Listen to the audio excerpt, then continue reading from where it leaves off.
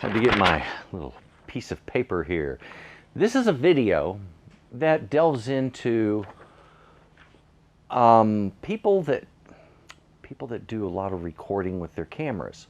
There's a group of folks that go around the nation doing what they call First Amendment auditing.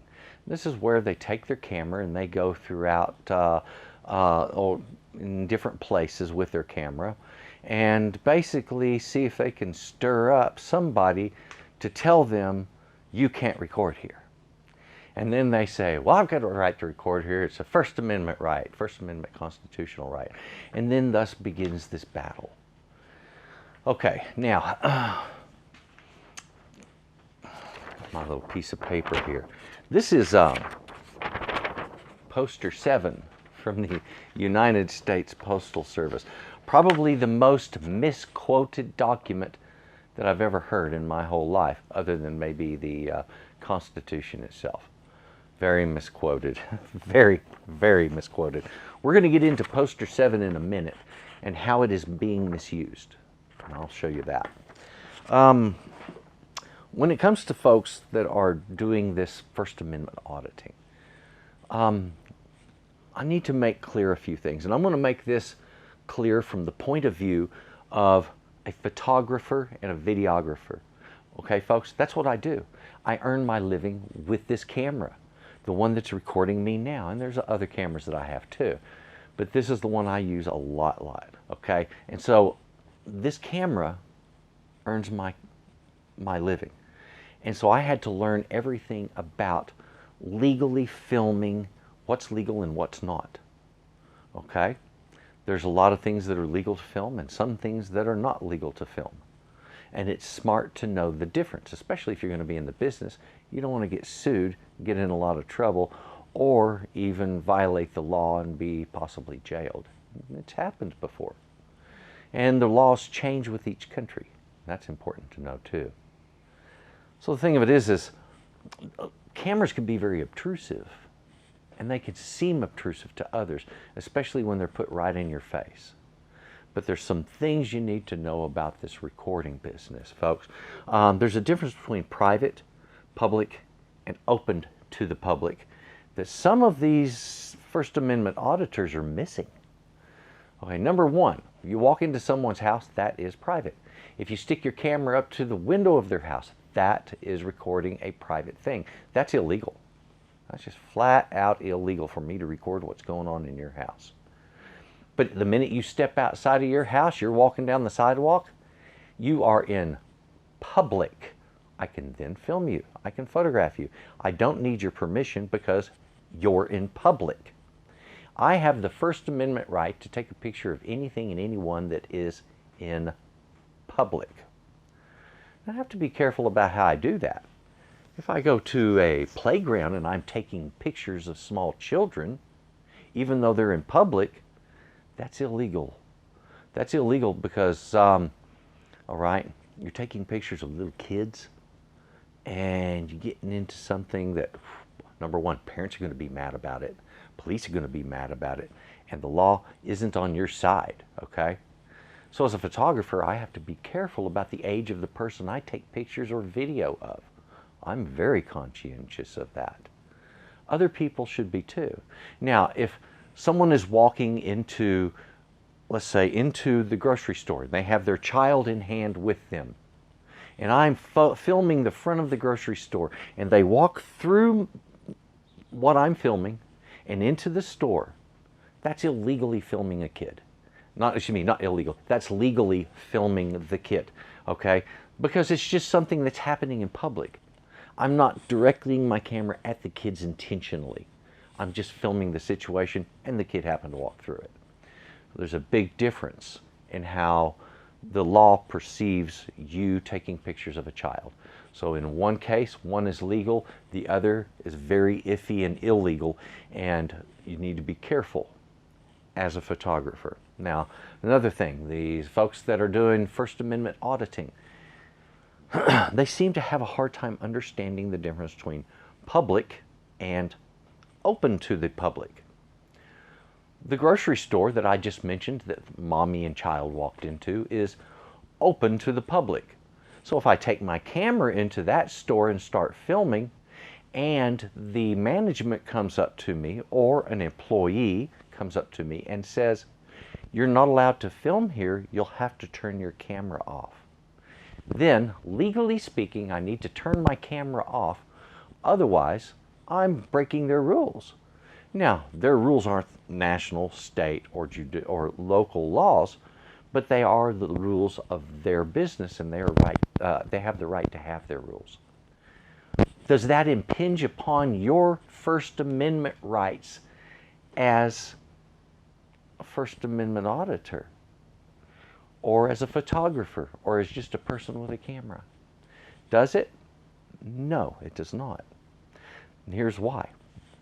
That store, while open to the public, is not in and of itself public. The difference is, public is owned by the people. When you go outside, you're on the street's owned by the people. We pay taxes, the taxes take care of the streets, we get them billed or taken out. Either way, we own them, all right? It's public. But the minute you enter that store, they're either owning that building or they rent that building. Either way, they've got control of it, and they have the right to say to you, "Don't film." And then if you don't, and then they say, "Okay, you need to leave." Well, then if you refuse to leave, you're then trespassing, okay? So while you can't be arrested for filming in their store, they can have your little rear end kicked out for trespassing. Yeah. Also, any other rule they want to make up. If a store has a rule that says you have to wear a yellow cap or a bra on the outside of your shirt, well, guess what, folks? You better put on your yellow cap and bra, otherwise you don't get in that store. That's the way the game is played. Okay? Now, we're going to talk about the same thing, First Amendment auditors. Sometimes they go into places that are perceived as public, but are under private holding. Now, I think the best example of this is a gray area that we call the United States Postal Service. Is the post office building itself public or merely open to the public? Well, if we as taxpayers own that post office, then it's public. But here's the thing. The way the United States Postal Service was set up, it was kind of a crazy thing, but it is still a private entity, folks. It's like a private business. It is simply guaranteed and backed by the government. The government doesn't own it and run it. They aren't allowed to. They're not allowed to be a part of it, other than certain appointments to their board of chairmen that actually run it. And those people are totally separate from government. So here's the thing. You're talking about, while partially publicly funded, it isn't publicly owned.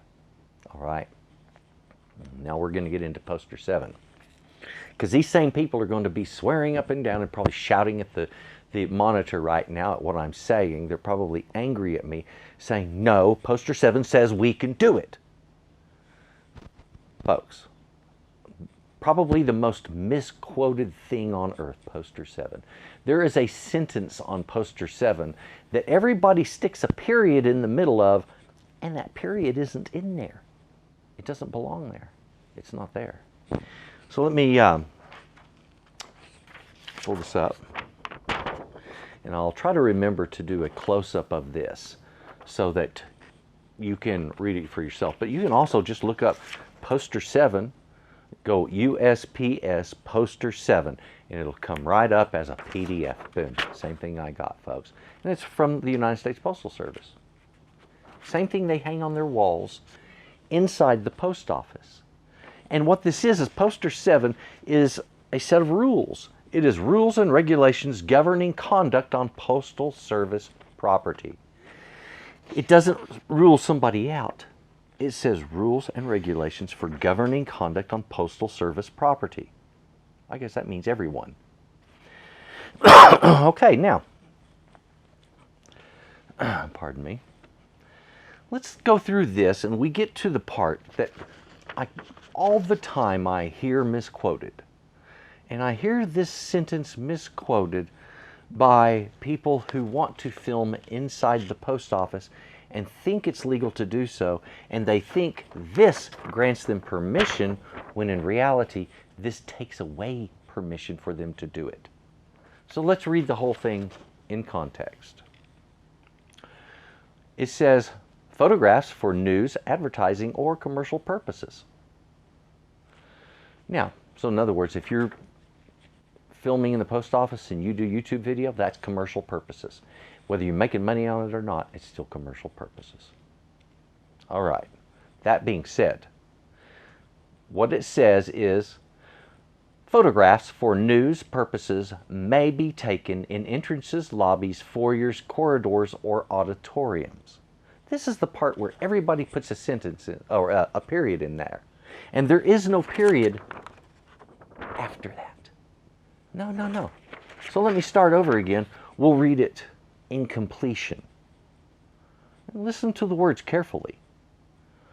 Photographs for news purposes may be taken in entrances, lobbies, foyers, corridors, or auditoriums when used for public meetings, except where prohibited by official signs or security force personnel or other authorized personnel or a federal court order or rule. Other photographs may be taken only with the permission of the local postmaster or installation head. Folks, the first part, photographs for news purposes may be taken in entrances, lobbies, foyers, corridors, or auditoriums when used for public meetings. So in other words, if there was a public meeting going on at the post office and you went and got permission from the postmaster of that post office to take pictures, you would then be allowed, at that point, you would then be allowed to take pictures in entrances, lobbies, foyers, corridors, or auditoriums. And those are the only areas. Behind the counter, no. In the back, no. Just in those areas. And only for public meetings. And only when you have permission. Only. And here's the thing. It says other photographs may be taken only with the permission of the local postmaster or installation head. So even somebody working at the counter there can't give you permission to take pictures or photographs or do any filming inside the post office.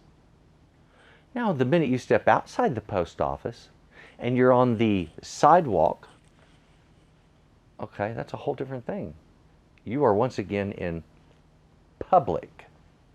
Once you're back in public, you can then start taking pictures of all that's going on out there. But the minute you're on the inside of that post office, Poster 7 applies, and you're no longer allowed to take pictures or video except during meetings and only in those certain areas and only when you have permission.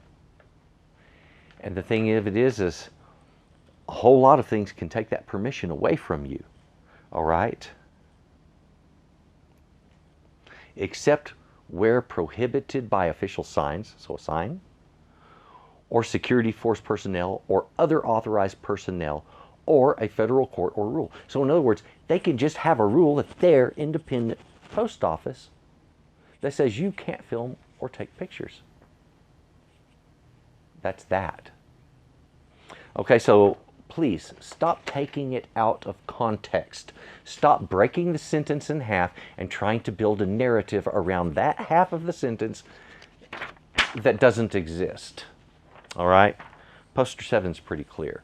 And where and when you can photograph and take film and record, let's just say that, it depends. All right? Now remember, this comes to you from somebody that studied this hard, somebody that's learned a lot about it because it's my business, all right? I do this for a living. I make money with that lens, okay?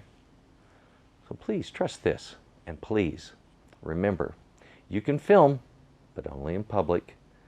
And if you don't want to be filmed by someone else and you're in public, leave. Because if you get in their face, you're going to be the next Karen on YouTube, and it won't be any fun for you. All right? So just leave if you see someone filming and you don't like it. That's all it takes. Folks, thank you very much. This is just some food for thought. If you would, please subscribe, click the bell so you get notices when I post. Also, if you would, thumbs up if you like the video. Give me a thumbs down if you hate it. Drop some comments. You know where they go, right down in the comments box. And thank you very much. You folks have a good day. Bye-bye.